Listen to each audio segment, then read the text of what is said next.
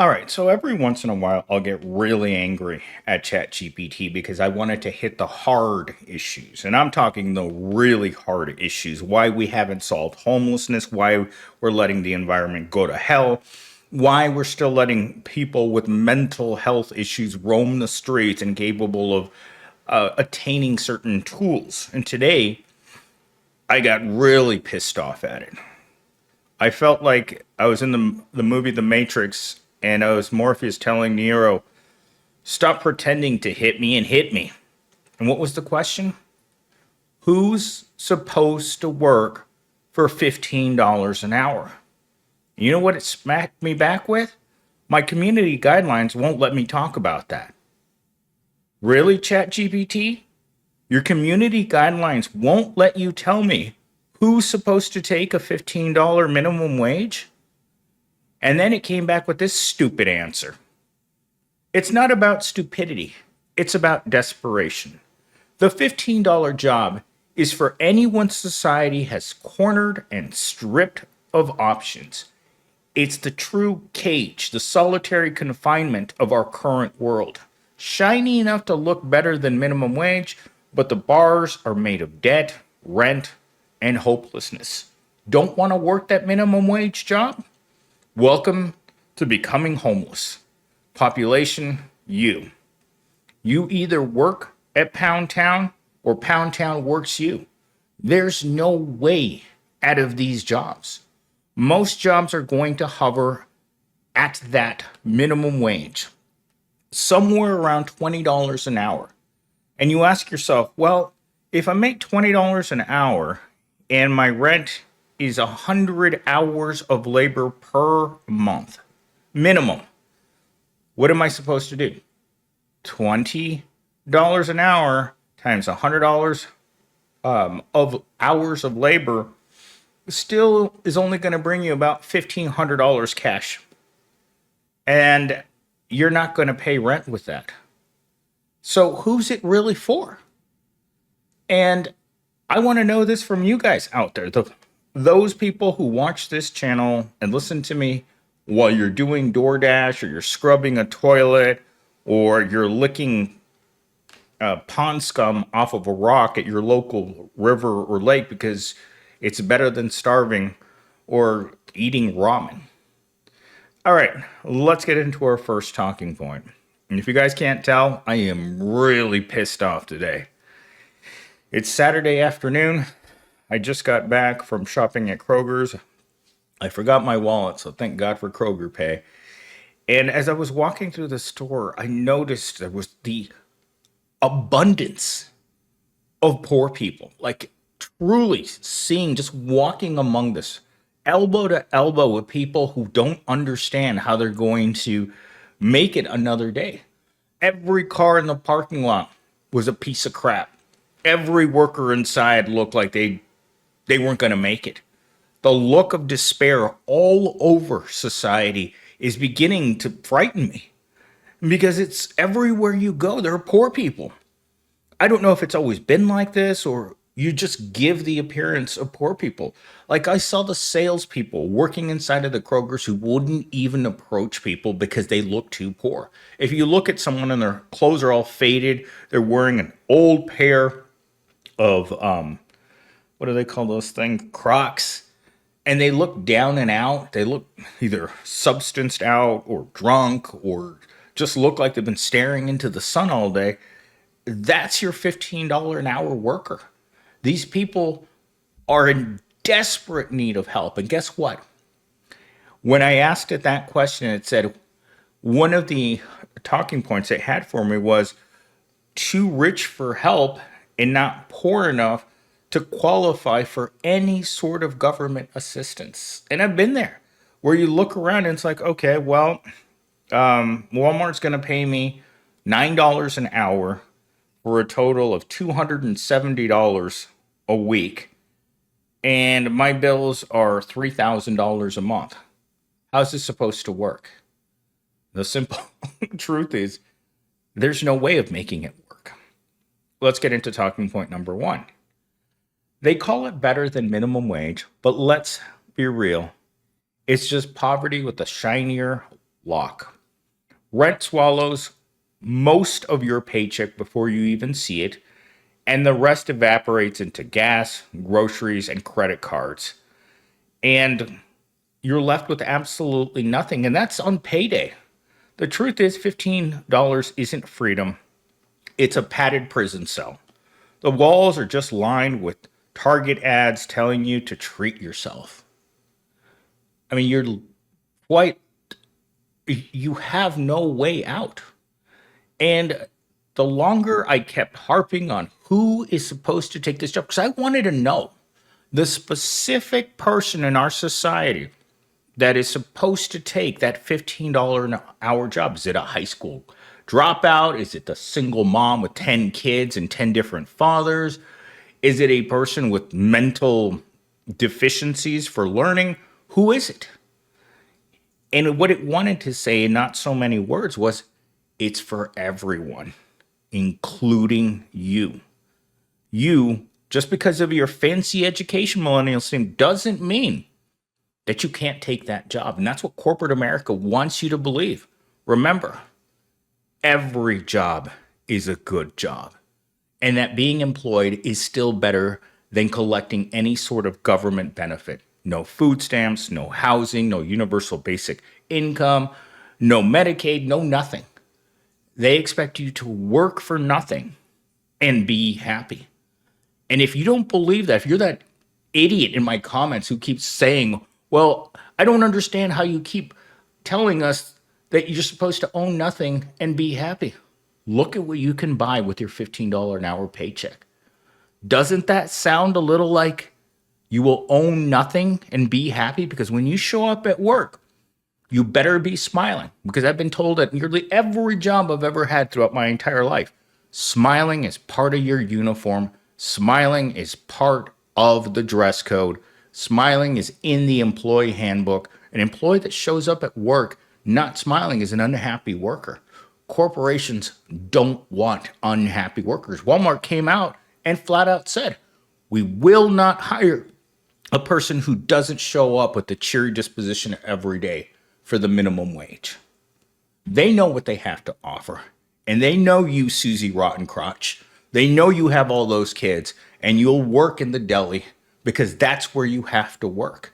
If you look at any retail job, the deli people are usually the worst off. Why? It is the most disgusting job in retail is working in the deli. And I only did it for 4 hours on one shift.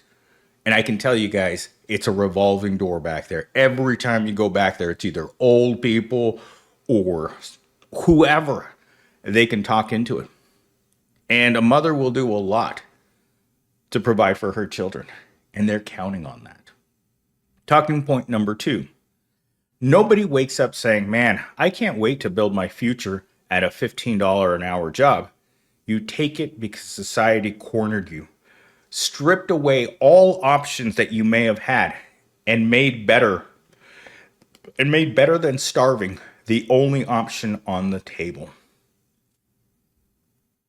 Better than starving is what should be part of the job description for any $15 an hour job, all the way up to 25. They sold you survival as ambition, like being allowed to drown slower is some kind of promotion. Now that's profound. Better than starving. Can you imagine if they allowed people to put that into their job ads? If you opened up Indeed and at the bottom of every job it had a label for what that particular job was for. It would have a skull and crossbones at the bottom of every single one of these crappertunity jobs below $25 an hour. And the worse it got, the brighter red the icon gets for the job, the closer it gets to the minimum wage. Right down where it tells you don't apply to this job unless you can afford to bite it. And that's the federal minimum wage of $7.25 an hour. That's how jobs should be coded, with a bar from green to living wages somewhere at around $150,000 to $250,000 a year, where you can actually do something with your life, right down to bright red equivalent to jumping into a volcano for money. That's how jobs need to be listed. Because if all your jobs are right here next to, it would be easier to jump into an active volcano rather than over here where you're living the good life, working, I don't know, maybe 6, 7 months out of the year, still having a second home, a vacation home, spending most of your time in Europe, and then coming back and working for, I don't know, like Congress, I keep saying, a couple hours when you feel like it, and then going back to your real life, living in on the beach in a villa where people bring you drinks with little umbrellas. Yeah, that's what we'd all like. Instead, what do we have? Jump into a volcano or better than starving. Yeah, there aren't a lot of opportunities down there, people. And I know because I feel it. I've been off for 3 days now. What have I done? Played with my toys. As a middle-aged man, the only option I have right now to pass the time without going completely bat beep crazy is playing with my toys. That's it. The more I play with my adult toys, the less I have to experience reality. And for a lot of people, that's all you get. There's no great travel. There's no savings. There's no way you're ever going to retire. The retirement plan, again, jump into the volcano. Once you can't push shopping carts in your 80s, it's time to jump, folks, because not everyone gets to sit in the White House as a as a dementia patient. That's really what it comes down to. Is the White House has become a geriatric show, a geriatric hospital for men that are making decisions that affect hundreds of millions of people every single day, but they're completely out of touch, hell bent on vengeance and insanity. You imagine the insanity brewing inside of the White House right now? I don't understand why things are like this. But as long as corporations are getting their nut, you're welcome to Pound Town because you're getting your nut too. All right, talking point number 3. The $15 wage isn't a ladder, it's a leash. Bosses know you won't quit because behind you is rent, unpaid medical bills, and the constant threat that you're one paycheck away from becoming homeless. And homelessness always has its arms open, willing to hug that next person because it's a lot easier to embrace poverty like this than to fix the problem. Because if we wanted to fix these problems, we would have done it a long time ago. But you need a constant threat. Your slaves aren't going to slave for you forever. They want things. They want to have things. But as long as you keep saying that eventually you'll get there, you instill hope into the hopeless. And that's why they keep showing up. Because better than starving is a corporate propaganda tool. It should be written in the back room of every single job in America. Better than starving. And yet you have people who are still working and still starving. So they pat themselves on the back, call it progress, and expect you to smile while you drag your chains to the register, the warehouse, the call center, all while they cash the difference you'll never see. In fact, I was at McDonald's a few months ago, and one of my coworkers said that he was out doing something, and I'm like, I wish my chain would let me go that far away from my desk. My chair almost lets me get to the bathroom, but then I got to shoot it from about 3 feet away and hope it makes it in. And let me tell you, the getting the Browns to the Super Bowl when your chain's 3 feet away, man, you got to get really good at your trajectory so you can get them in. because the chain doesn't extend to all the way and holding it for an 8 hour shift. It's a tough nut. I've had to do that many times because, like most corporations, most warehouses, they put the bathrooms in the most unholy places. I remember when I worked at Insight, they had two bathrooms on two sides of the building, and there would be a line. And so sometimes you just give up. It's like, well, I only have a 10-minute break and I got to stand in that line, but I got bubble guts and I'm not going to make it. So, guess what? The only option available to you at that point is to just crap your pants. It's an option, man. It's an option that a lot of people take because as I was walking through the Kroger's this afternoon, I must have passed at least 5 to 10 people that smell like an elephant's butt. Like you're a grown person. It's called soap. Why would you go out in public smelling like that? Or showing up to work smelling like that? Or going anywhere like that? Like I've had some girlfriends in the past, they'd open their mouth and it was like smelling open sewer. And you're like, do you hate me? Is that why you do this to me? Anyhow, I've digressed. Let's get back to the video and finish up with our closing monologue. So here we are, stuck celebrating crumbs while the banquet table stays off limits. $15 an hour isn't a victory. It's just poverty rebranded, a shinier collar for the same old dog. They want you clapping because your cage got a fresh coat of paint while the lock's still rusted shut. And maybe that's the punchline. Survival wages dressed up as progress. Desperation sold as choice. The joke's on us. But only if we keep laughing alone, because once you see the bars, you can't unsee them. The real question is, are you going to stay grateful in your cage or start rattling it until the whole damn thing shakes? Well, here at Cell Block B, where I live, and get to leave to go to the work release program every day, I feel the doors rattle. I hear some doors rattle at 5 a.m. I hear other doors rattle at 6 a.m. But by 9 a.m., you're pretty sure that all the slaves are on the plantations all around you. Because that's something that I've learned, is that most people who have to take poor people jobs don't have that extra money for transportation. So not only are they in the wage cage, but they're limited to a cage that is as close to their house as humanly possible. Nearly all the Kroger's workers don't have cars. And the reason for that is if you don't have parents and you're making $15 an hour, you will never own a car. I didn't own my first car until 3 years ago. Why? For that very reason. It was never part of the equation. And that meant that you were trapped working at what's near here.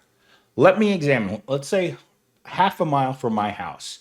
If I were to walk north from my house, what job opportunities are there?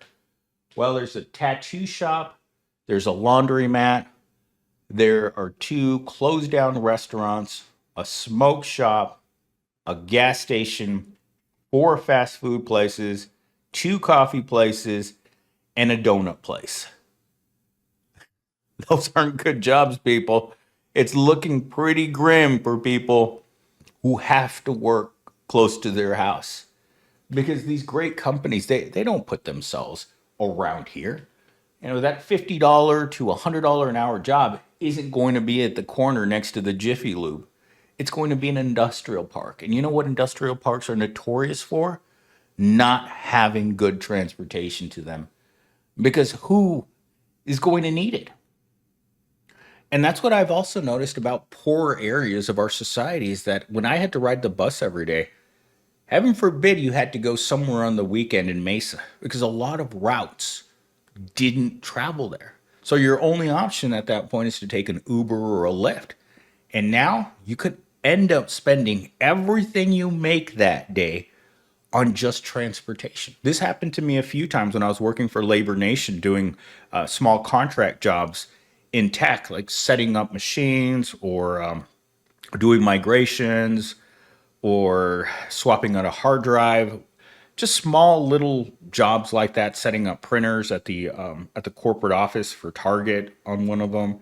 Just lots of little like tech jobs, 3 to 4 hours, but they were always far away.